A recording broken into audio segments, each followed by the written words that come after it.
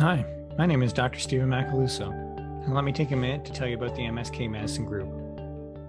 The MSK Medicine Group is a medical education, innovation, and research team focused on knowledge translation, and specifically the use of technology to improve both learners and patient experiences.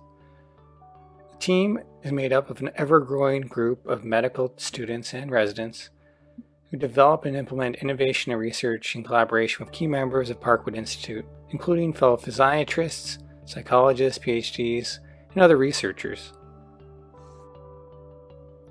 Funding for the group comes from a variety of sources via medical education research and innovation. There's been a number of publications resulting from the projects of the team and a number of awards. I'd like to take a minute to tell you about past, present, and future projects. The MSK Medicine website is what started it all. This was the knowledge translation tool that was created by myself in order to address a gap in medical knowledge of students regarding musculoskeletal related ailments. There's a combination of high definition videos to teach clinical skills and an evidence-based medicine component to the website, where students and other learners as well as physicians can search for questions pertaining to the management of musculoskeletal illness. Here they'll find research evidence presented in a clinical and easy and simple way so that they can apply what they learn to their patient population. The tool is also available readily via mobile device to be applied at bedside to optimize care and education. Overall, the site has been successful on many fronts, including publications, presentations, and awards, but even more importantly, as a platform for other physicians, including students and residents, to get involved in medical education. The site is used worldwide by medical students and other trainees, with over 3 million hits and counting. Next, let's talk about some of our present and upcoming trials and projects. The first is our Emg Music Study.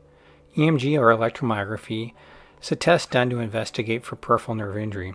It does involve electrical impulses and small needles placed within muscles, which can be painful. This study explores whether or not the use of music during the exam can reduce patient anxiety and pain. Now we'll hear from our students and residents about some of their upcoming projects. Today we'll be talking about physical activity in stroke populations. The title of our investigation is indicated on the slide. Reasons why patients may not be physically active following a stroke are variable. However, confidence has been shown to be associated with activity levels. It is unclear whether a perceived lack of physical activity education and/or confidence in their physical activity knowledge influence participation in exercise. The purpose of the study is to assess patient exercise participation, self-efficacy, and impression of the exercise education provided post-stroke. The study design is a cross-sectional, including 3 questionnaires that patients completed during an outpatient stroke rehabilitation appointment. The first 2, the self-efficacy for exercise scale and the physical activity scale for individuals with physical disabilities, are validated in the literature. The third questionnaire was designed by our team and is called the Exercise Impression Questionnaire. Stroke survivors self-report confidence in most areas of their knowledge regarding physical activity.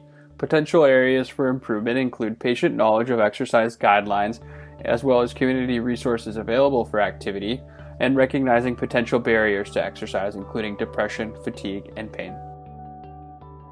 Today, I'll be talking about the clinicaltrials.gov registered patient education tool for home exercise study.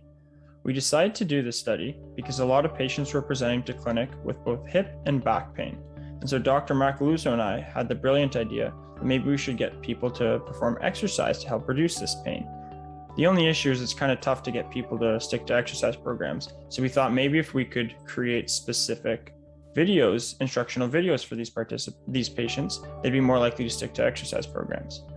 So this study is for anybody with long-standing hip or back pain, and the exercises are performed at home, whereas checkups in clinic occur at 0, 6, and 12 weeks. So the entire duration of the study is 12 weeks long. There will be 2 groups receiving identical exercise programs and identical surveys tracking adherence, pain, and functional outcomes, whereas one of the groups will receive the instructional videos for these exercises. Recruitment starts shortly. Hey, hello, I'm Alex. I'm a third-year med student and the founder of Pickle. When I'm working in primary care clinics, a lot of patients come in with symptoms that have no clear diagnosis.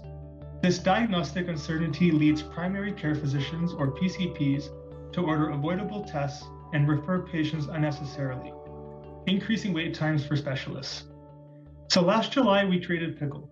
It's an app on the PCP's phone that gives them a step-by-step diagnostic workup. The key point is that it's dynamic.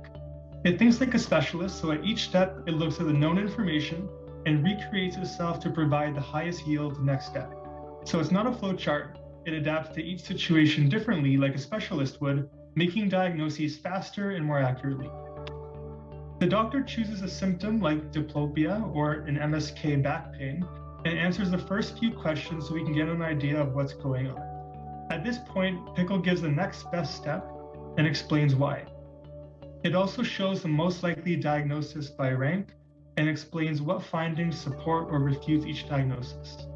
We've run clinical pilots on our ophthalmology algorithms, and Pickle improved diagnostic accuracy from 54% to 95% with over 200 patients. We've received $75,000 to develop algorithms for back and knee pain, and Dr. Macaluso and Dr. Cassidy are leading medical development on them.